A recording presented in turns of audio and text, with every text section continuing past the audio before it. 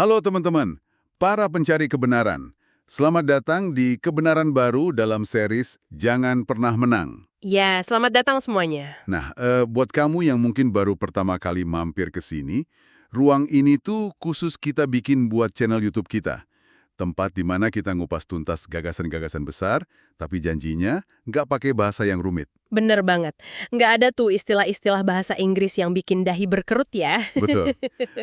Kita pengen obrolan kita hari ini tuh rasanya kayak lagi nongkrong di warung kopi, santai, gampang dicerna, tapi gizinya tinggi. Dan kali ini kita lagi masuk ke sebuah kupasan mendalam banget soal seri Jangan Pernah Menang, Rahasia Pemain Tak Terbatas. Ini topik yang lumayan bikin kepala muter awalnya ya. Banget. Karena misi kita hari ini tuh mau nawarin semacam, pergeseran cara pandang yang radikal banget. Terutama soal gimana kita ngelihat arti kesuksesan, kegagalan, dan cara kita bisa terus bertahan hidup di zaman yang serba nggak pasti ini. Iya, zaman sekarang kan emang serba acak ya perubahannya. Nah, makanya sumber-sumber yang udah kita kumpulin ini, ibaratnya itu kayak buku manual navigasi. Biar kamu yang dengerin ini bisa berhenti cuma jadi penonton yang duduk di pinggir lapangan. Udah saatnya kamu turun, jadi pemain aktif, yang bisa ngerubah ketidaktahuan atau ketidakpastian, itu jadi peluang emas. Setuju. Dan manual navigasi yang bakal kita obrolin ini, jujur aja bakal nabrak banyak kebiasaan yang selama ini kita anggap normal. Nabrak gimana tuh maksudnya? Gini, kita bakal ngebedah 6 rahasia utama. Misalnya nih, kenapa selama ini kan kita diajarin buat main aman ya? Iya, cari aman aja lah gitu kan biasanya. Nah, ternyata dari riset-riset yang ada, main aman itu justru langkah paling berbahaya sekarang. Terus ada lagi paradoks aneh. Kenapa punya pekerjaan atau daftar tugas yang nggak selesai-selesai itu justru bikin kita ngerasa bener-bener hidup? Wah, ini menarik nih. Nggak selesai malah hidup ya? Iya, kebalikannya dari yang kita pelajari di sekolah kan? Jadi tugas kita hari ini tuh ngebongkar argumen-argumen dari para ahli ini satu persatu biar bisa kita renungin bareng-bareng. Oke, kalau gitu mari kita mulai dari satu skenario yang kayaknya sih kita semua pernah ngalamin ya. Coba bayangin, kamu lagi di ruang rapat kantor. Ruang rapat yang tegang gitu ya? Iya, persis. Bos atau manajer di depan nanya, ayo siapa yang punya ide baru yang berani buat mecahin masalah perusahaan? Terus tiba-tiba hening. Jangkrik bunyi itu biasanya. Bener, semua orang mendadak nunduk. Pura-pura nyatet atau sibuk sendiri ngeliatin layar laptop. Nggak ada satupun yang berani ngomong. Nah, dari materi yang kita kumpul ini, fenomena ini nyambung banget sama temuan dari buku The Fearless Organization. Organisasi yang tanpa rasa takut, gitulah kira-kira artinya. Iya, buku itu ngebahas bedanya mental bermain supaya tidak kalah sama bermain untuk menang. Nah, di ruang rapat tadi itu, karyawan-karyawan itu lagi main supaya nggak kalah kan? Betul banget. Argumen utamanya itu soal rasa aman secara mental atau psikologis. Kalau kita main supaya nggak kalah, dorongan utama kita itu ya cuma satu, ngelindungin diri dari kerugian atau rasa malu. Takut kelihatan bodoh ya? Tepat. Karyawan milih diam karena, coba pikir, kalau dia ngasih ide, terus idenya gagal atau malah diketawain bosnya, kan malu. Terus bisa-bisa karirnya mandek juga. Nah, itu dia. Jadi otak kita tuh ngitung, jalan paling masuk akal ya cari aman, mending diem. Kalau tujuannya cuma biar nggak dipecat atau nggak kelihatan bodoh, ya strateginya sukses. Tapi, para ahli ini nekenin, harga yang dibayar itu kemahalan. Kemahalan buat siapa nih? Perusahaannya? Buat dua-duanya, perusahaan kehilangan peluang dapat ide brilian, dan si orang ini, dia kehilangan kesempatan buat tumbuh, batinnya nggak bakal puas dengan kerjaannya. Kalau diibaratkan pakai bahasa gampang, ini tuh kayak tim sepak bola yang pakai strategi parkir bus nggak sih? Haha, iya benar, bertahan total. Iya kan? 11 pemain numpuk aja di depan gawang sendiri. Tujuannya murni cuma biar nggak kebobolan. Biar serinya gampang, ya. Iya, gawang emang aman. Mereka nggak kalah hari itu. Tapi pakai cara main gitu, ya mustahil mereka bisa nyetak gol apalagi sampai juara liga. Nggak mungkin kan? Masalahnya, di kehidupan nyata, buku-buku ini bilang kalau aturan mainnya udah ganti. Itu poin yang paling penting. Aturan mainnya udah beda. Literatur yang kita bedah ini ngotot bilang, kalau kamu mau bikin dampak nyata, fokusnya harus digeser. Dari yang awalnya cuma ngehindarin ketakutan, harus berani ngejar peluang. Berarti harus berani ambil resiko dong. Harus. Main untuk menang itu syarat mutlaknya ya berani ambil resiko. Pakar-pakar ini juga nggak bohong kok. Mereka bilang, iya, ambil resiko itu artinya kamu bisa jatuh tersungkur. Bisa gagal total di depan orang banyak ya? Betul, atau dikritik abis-abisan. Tapi argumen mereka adalah, kegagalan itu tuh satu-satunya tiket masuk buat kita bisa bikin sesuatu yang berarti di dunia. Pemimpin yang hebat itu bukan yang tahu segalanya, tapi yang berani maju walau dia tahu nggak ada jaminan 100% bakal selamat. Wah, nancep banget nih. Coba deh, buat kamu yang lagi dengerin, renungin sebentar. Di bagian hidup mana nih kamu sekarang masih sekedar parkir bus cuma demi menghindari kekalahan? Pasti ada sih satu atau dua hal. Nah, ngomongin soal menang kalah ini, otomatis bikin kita mikir lebih jauh. Sebenarnya, kita ini lagi mainin permainan macam apa sih di hidup ini? Saya baca catatannya James Cars, ini menarik banget. Dia ngebagi hidup jadi dua tipe permainan. Permainan terbatas dan tak terbatas kan? Iya betul, permainan terbatas itu gampang banget dimengerti. Kayak main bola tadi, atau rebutan ranking 1 di kelas. Aturannya kaku, ada peluit panjang tanda mainnya selesai, dan pas selesai, ada yang diangkat jadi pemenang, ada yang nangis jadi pihak yang kalah. Nah, pandangan si Carsey ini tuh ngasih kacamata yang tajam banget buat ngeliat kenapa kita orang modern ini sering ngerasa capek mental. Capek karena ngerasa harus menang terus ya? Tepat, sistem sekolah kita dari dulu, terus sistem pabrik zaman dulu, itu tuh diam-diam nyuci otak kita. Kita dikondisikan buat nganggap semua hal di hidup ini sebagai permainan terbatas. Harus lulus nilai tertinggi. Betul. Terus kalau ngelamar kerja, harus ngalahin ribuan kandidat lain. Udah masuk kerja, harus ngalahin teman sebelah meja buat dapat promosi bos. Pokoknya mikirnya, ngalahin orang lain terus. Padahal Carsey bilang, bisnis, inovasi, dan hidup itu sendiri aslinya adalah permainan tak terbatas. Bentar. Kalau ngomongin bisnis atau karir, bukannya kita emang harus saingan ya? Kayak logikanya gini, kalau kita buka warung makan, kita pasti pengen warung kita lebih lari dari warung di seberang jalan kan? Kenapa kok usaha buat menang ini malah dianggap salah sama ahli-ahli ini? Karena argumen mereka larinya ke soal keberlanjutan. Bertaruh buat menang di permainan yang aturannya kaku, di zaman sekarang yang semuanya terhubung internet ini, itu dianggap tindakan yang bodoh. Bodoh gimana tuh?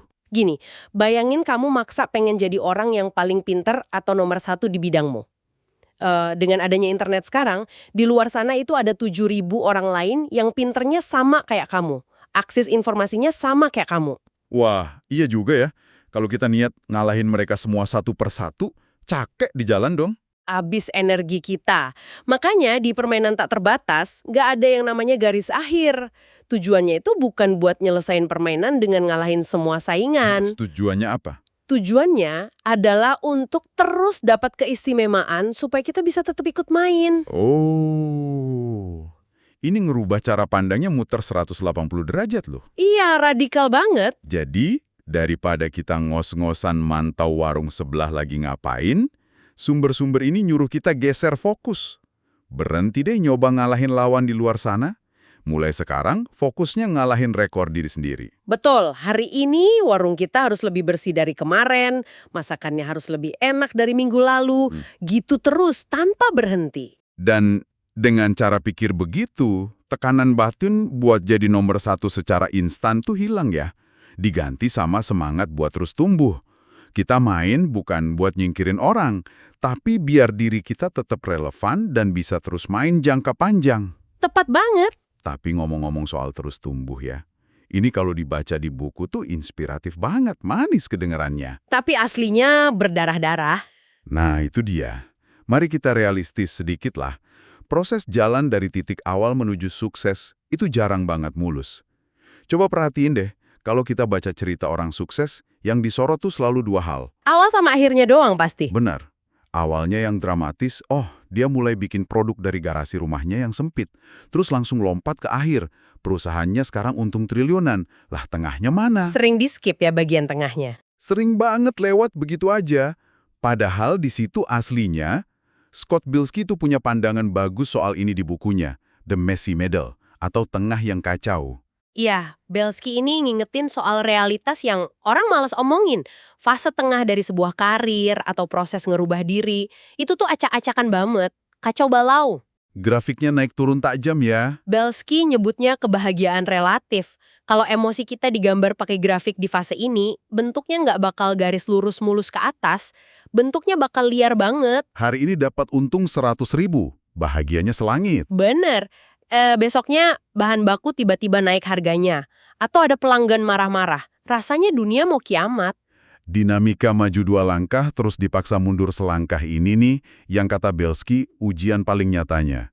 Dan yang bikin fase kacau ini makin kerasa berat tuh, tekanan dari lingkungan gak sih? Wah, iya banget. Pas lagi berantakan semuanya, entah itu kerjaan atau urusan rumah, kita tuh kayak dituntut buat tetap kelihatan kuat. Harus kelihatan kayak kita tuh pegang kendali dan tahu persis mau ngapain. Padahal di dalam hati pengen nangis. Nah, ada riset menarik dari Emre Sawyer yang kita kumpulin juga. Dia ngasih peringatan keras soal bahayanya pura-pura tahu segalanya. Bahaya gimana? Bukannya pemimpin emang harus kelihatan tegas ya? Justru risetnya ngasih data yang berkebalikan. Pemimpin yang maksa buat nahan ilusi kalau dia pegang kendali penuh, padahal situasinya lagi kacau balau, itu pelan-pelan malah ngancurin kepercayaan timnya sendiri. Oh, karena timnya aslinya juga tahu kalau bosnya lagi bingung. Tepat. Begitu kepura-puraan itu jebol, karena realitas kacau kan nggak bisa disembunyiin lama-lama, kredibilitas bos ini hancur lebur. Temuan dari ahli ini nyaranin cara yang beda. Pemimpin yang beneran jago itu yang jujur ngaku kalau lagi nggak pasti. Berani ngomong, saya belum tahu pasti akhirnya gimana, tapi ayo kita cari jalannya bareng-bareng, gitu ya. Dan transparansi kayak gitu yang anehnya malah bikin ikatan kepercayaan jauh lebih solid. Ini bawa obrolan kita ke satu tips praktis dari Belsky yang bisa langsung dicoba nih.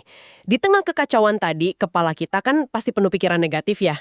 Ragu sama diri sendiri, cemas. Belsky ngibaratin rasa cemas ini tuh kayak gigitan nyamuk. Perumpamaan yang pas banget sih itu. Iya kan? Kalau nyamuk gigit terus kita biarin, gatolnya itu bakal ganggu fokus kita seharian. Kita bakal refleks garuk-garuk terus.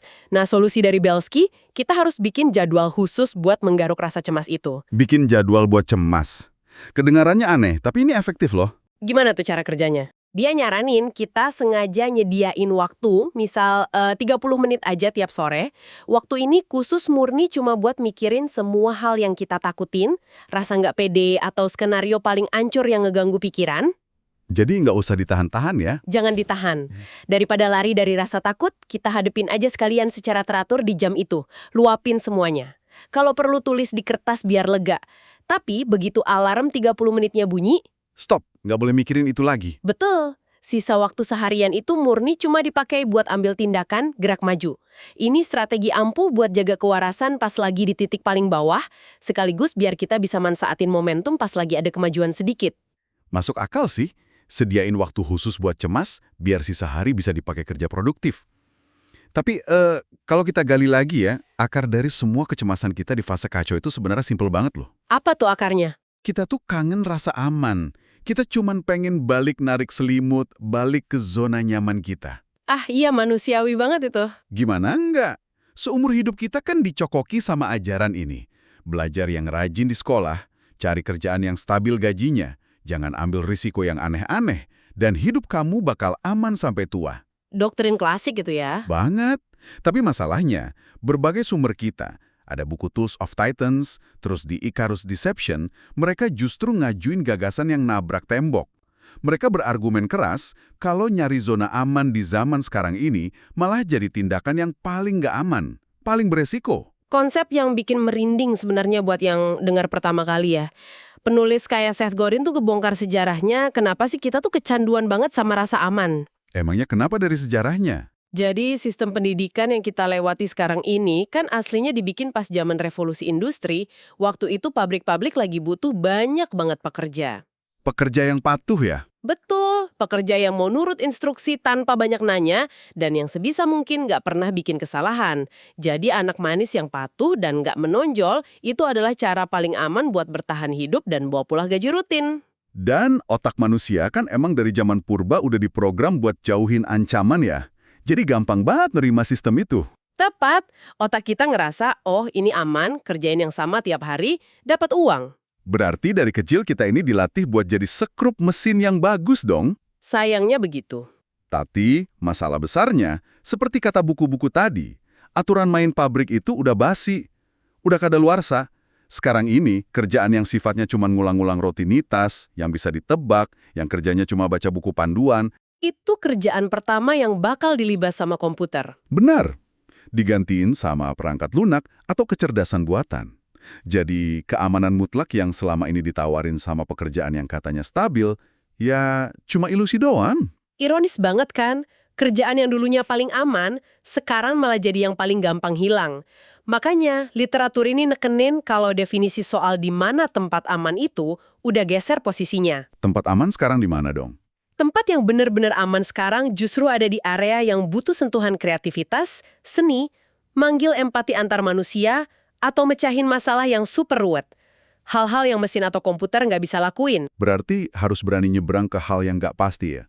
Iya, para ahli ini sepakat kalau kita berani merangkul ketidakpastian itu, justru disitulah kita bakal nemuin keamanan jangka panjang yang sebenarnya. Buku-buku ini sering pakai perumpamaan yang keren buat ngegambarin proses keluar dari zona aman ini.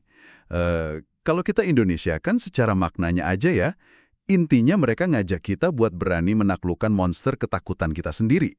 Mengalahkan naga gitu ya istilahnya. Nah iya, taklukin naga itu. Maksudnya gini nih buat kamu yang lagi dengerin. Sumber-sumber ini ngedorong kita buat berani ngambil kerjaan batin yang berat. Misalnya, berani mulai proyek baru di luar tugas resmi kantormu, atau maksa diri belajar keahlian teknis yang ruwet, dan bikin nangis pas belajarnya. Atau sesimpel berani beda pendapat pas lagi rapat. Padahal yang lain cuma manggut-manggut cari aman. Bener banget, lakuin hal-hal yang susah dan bikin deg-degan itu. Bukan karena pasti berhasil. Belum tentu berhasil loh. Tapi karena tiap kali kamu ngelakuinnya, kamu lagi ngelatih otot mentalmu buat bisa cepat adaptasi di segala zaman. Nyogil inisiatif berat kayak gitu emang bikin capek sih. Dan wajar banget, di satu titik nanti kita ngerasa lelah banget dan cuma pengen satu hal aja. Pengen apa tuh? Pengen rebahan. Pengen semuanya kelar. Pengen semuanya selesai. Kita pengen proyek ini cepet tamat, tanggung jawab ini kelar, biar kita bisa nafas lega dan istirahat santai. Wah, ini naluri bawaan dari kecil nggak sih? Iya, dari kecil kita dijejali mentalitas selesai. Selesain PR kamu, abisin makanan di piringmu. Kalau udah selesai berarti anak pinter, gitu kan?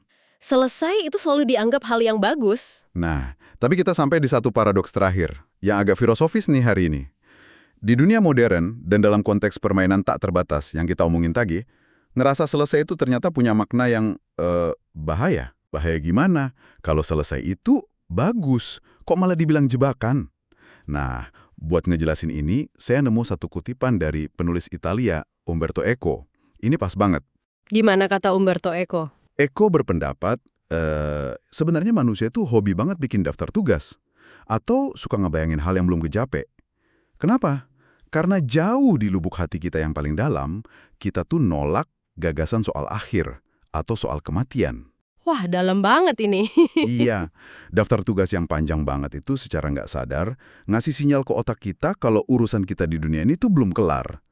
Perasaan belum selesai inilah yang akhirnya ngasih kita tujuan buat bangun tidur setiap paginya. Pandangan Iko ini kalau disambungin sama permainan tak terbatas tadi jadi masuk akal banget loh. Nyambul ya? Nyambung. Perasa kalau pencapaian kita udah selesai 100%, itu biasanya bikin kita berhenti jalan.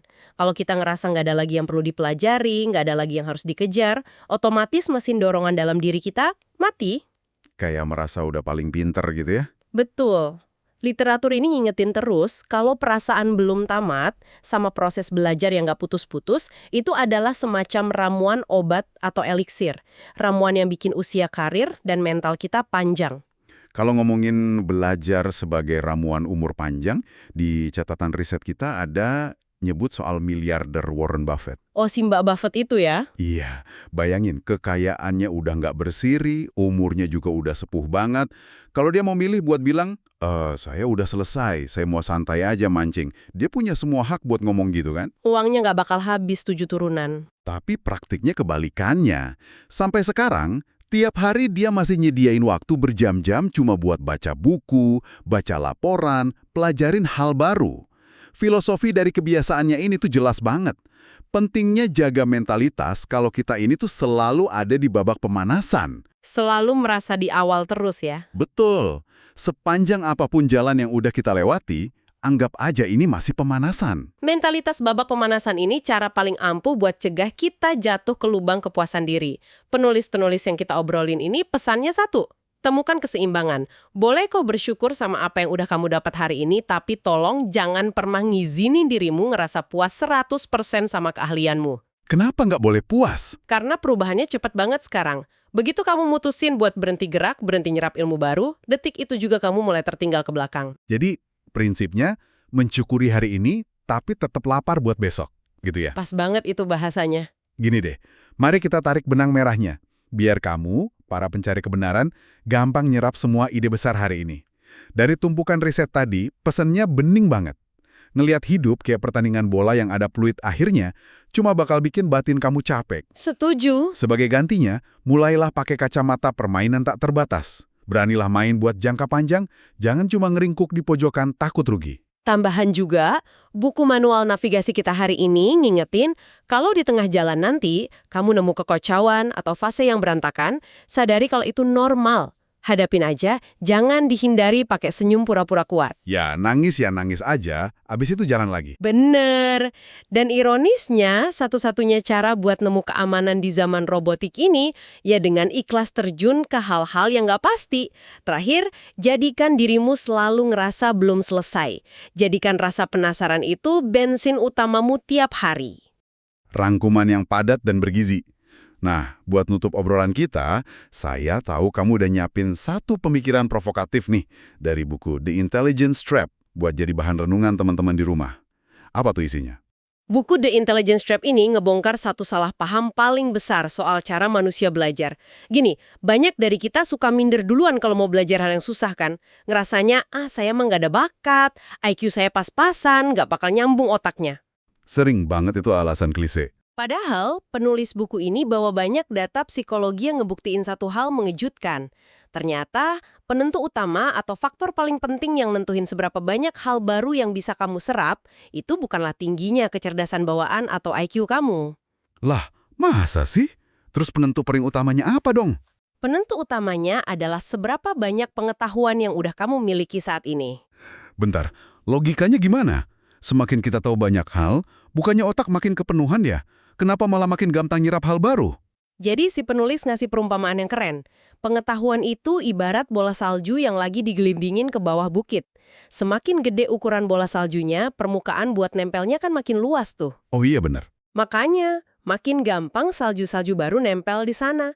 Nah, otak kita juga gitu.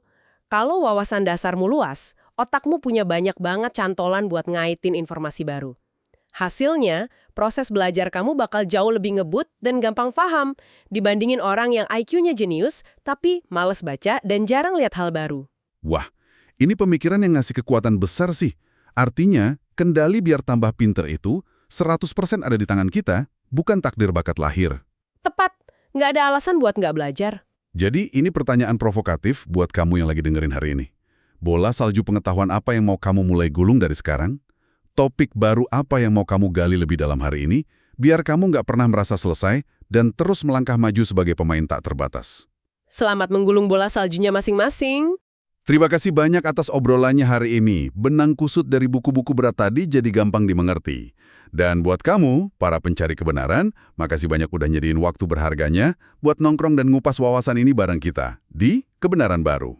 Teruslah garuk rasa cemasmu dengan jadwal yang bijak, jangan lari dari fase tengah yang berantakan, dan pastikan kamu selalu turun ke lapangan untuk bermain buat menang. Sampai ketemu di kupas tuntas kita yang berikutnya.